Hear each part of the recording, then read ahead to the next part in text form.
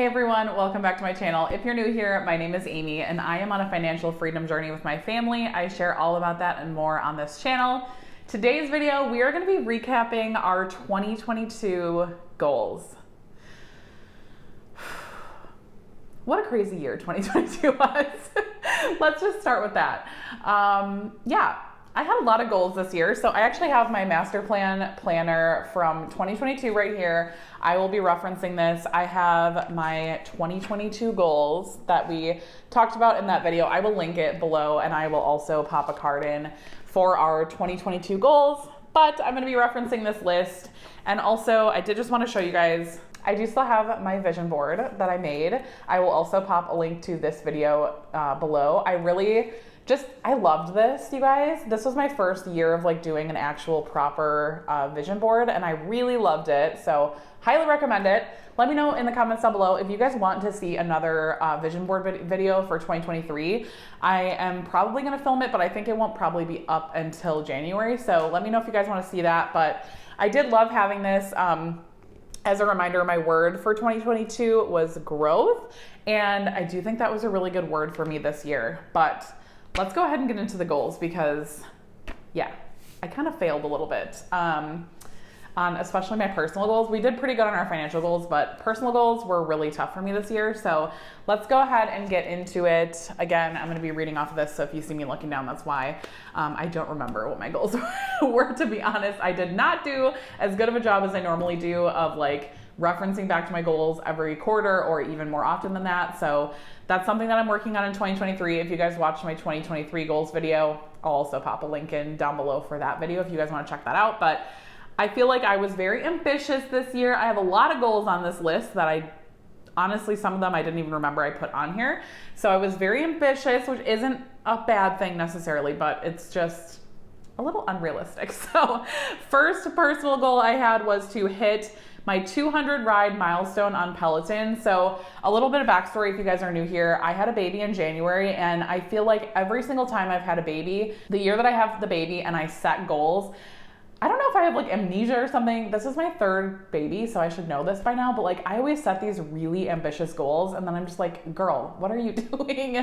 Like after I have the baby and I'm like getting reacclimated to life and all these things, I'm just like, girl, what were you thinking? Making all these really ambitious goals when you're having a baby. Like, I feel like every year that I've had a baby, the year is really like lost on the goals, essentially, just because it's such a transition and you just have to give yourself time and grace to be able to transition from having a baby, and especially like the transition of your family from growing with one additional person. It's such a transition. So if I could give you any advice, if you are a young mom or soon to be mom, or you want kids eventually, take the year that you have your baby and just be very gentle with yourself and don't set super crazy goals like I did, because like, what was I thinking? Anyways, let's get into the goals. So again, the first one that I had was to hit my 200 ride milestone on Peloton. I did not do this.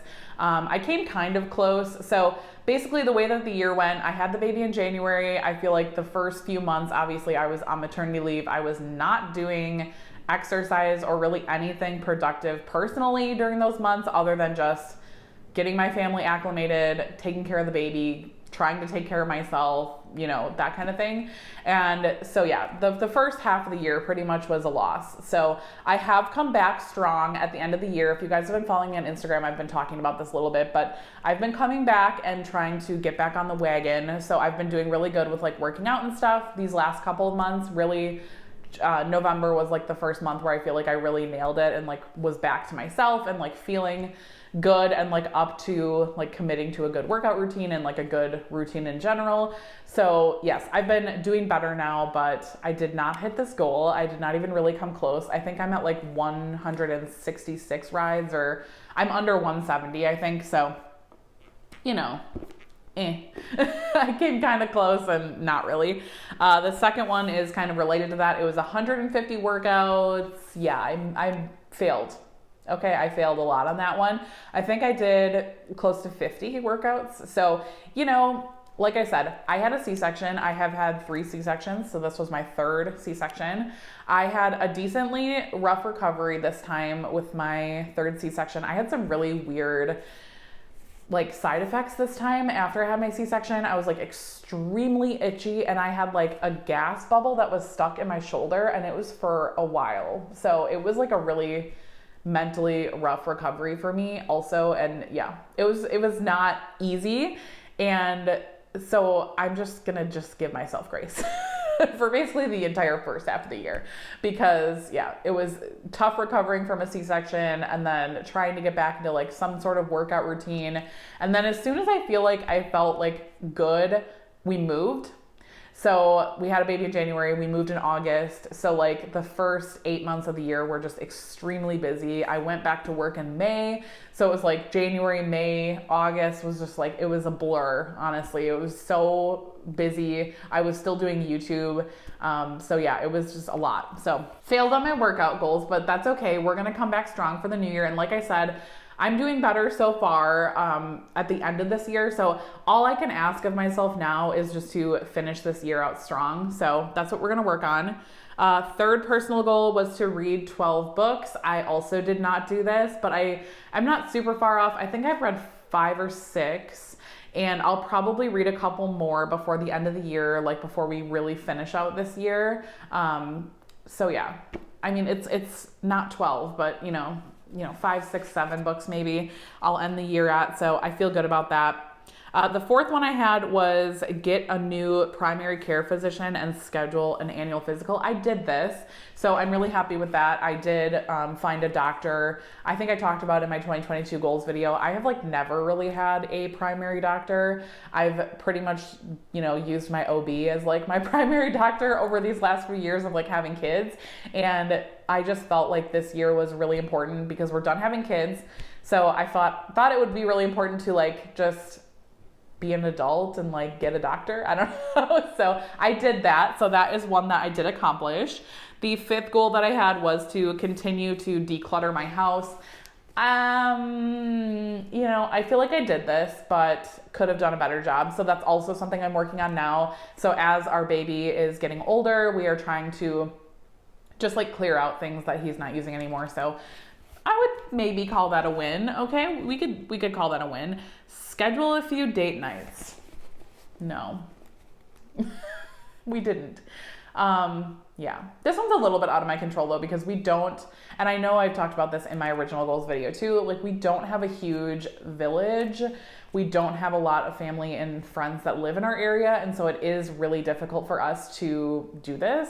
And I'm just like, I don't at this point feel comfortable like hiring somebody that I don't know to watch my kids.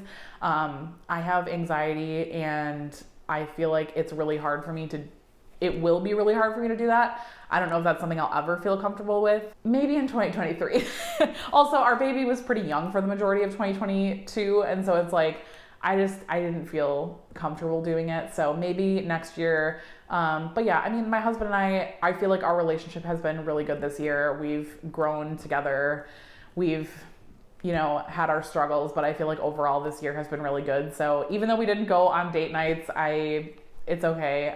We both know and understand why that is. It's not for lack of wanting to, it's more or less for lack of having the resources to be able to do that. I was thinking about this, maybe we would try to do like some at-home things. So that's kind of on my radar for next year. Number 7 for personal goals. I told you guys I had a lot. Maybe it was a little crazy. But my 7th one was create a will or an estate plan. So if you guys watched my 2023 video, we did not do this, but it was kind of intentional. We decided we probably want to hire this out to somebody, and it'll be pretty expensive. So we decided to push this off to 2023. I want to like hire an estate planning attorney, I think, to like draw something up for us. So we did not do that, but it was pretty intentional that we didn't do that. We like knew about it, didn't forget about it. We knew we wanted to do it, but just thought maybe we would just wait until next year. My last personal goal was to enjoy my maternity leave. And I'm glad that we're ending on that note, because I definitely did enjoy my maternity leave. I feel very privileged that I was able to stay home for 16 weeks with my youngest son. My first son, who is 8, I stayed home with him for 8 weeks, I think, and it was completely unpaid. And I actually was in college when I had him, and I had to go back to college, I think 4 weeks after he was born.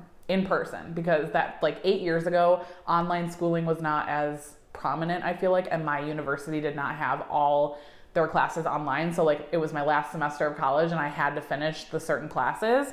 So I had to go back on campus 2 days a week when he was like 4 weeks old.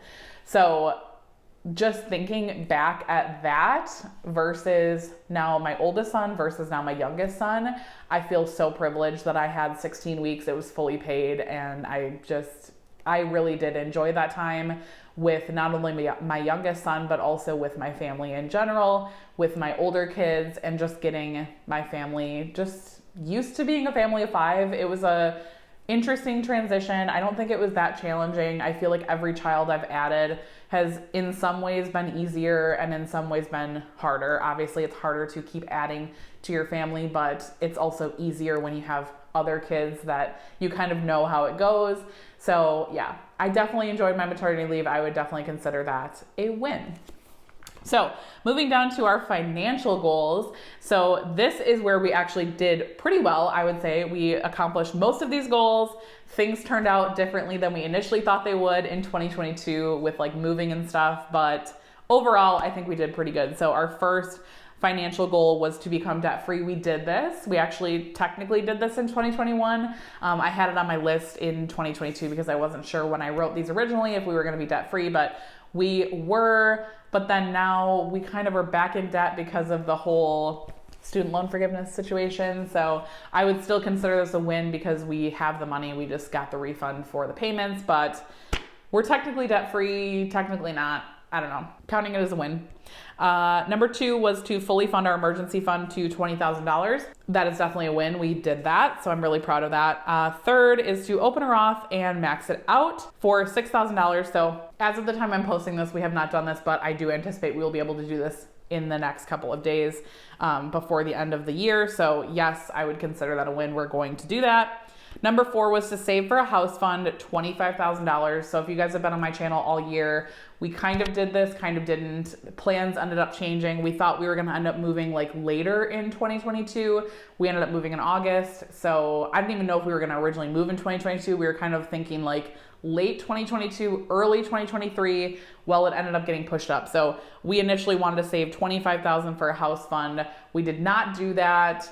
But again, it was pretty intentional because we moved, and so we didn't really need that much money saved up. And so I think we are ending at like roughly $17,000 that we've sent to savings this year, outside of like our Roth and our emergency fund. So I would consider that a win. I mean, it's not a win because we didn't do the full 25, but we set aside a lot of money in savings, and we also did buy our house. So considering it a win. Number 5 was to increase our 401k contributions. Both my husband and I, we did this in January. So we both bumped up our 401k percentages in January. So that is a win.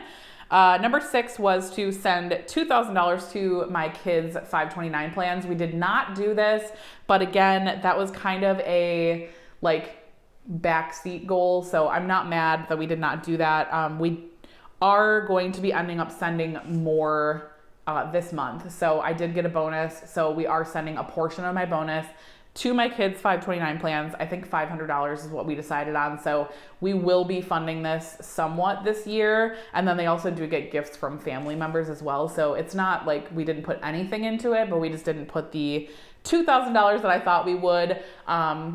So most of these, like I said, I would consider most of these like a win, but the year just didn't turn out exactly as we had originally planned it to, which is so common. Like, what are you gonna do? Like, it's a year, it's a long time. Things are gonna change and you just have to roll with it. Number 7 was consistent YouTube posting, and I had put 100 or more videos. I'm considering this a win, okay? I looked back and I think I have, if I post all the videos that I'm planning on posting for the rest of December, we will be, I think, at 94. So I'm a little bit off of the 100, but the 100 would have been if I posted like every single video that I, like every Tuesday, every Friday, and then debt-free December. So like when I post a lot more in December, that would have been like about 100. So that would have been like perfect. Obviously, I had a baby, we moved, I was not perfect. So I would still consider that a huge accomplishment to post over 90 videos on YouTube in a year. I'm considering that a win. I'm patting myself on the back for that one because there were times where that was really challenging, and yeah, so a win.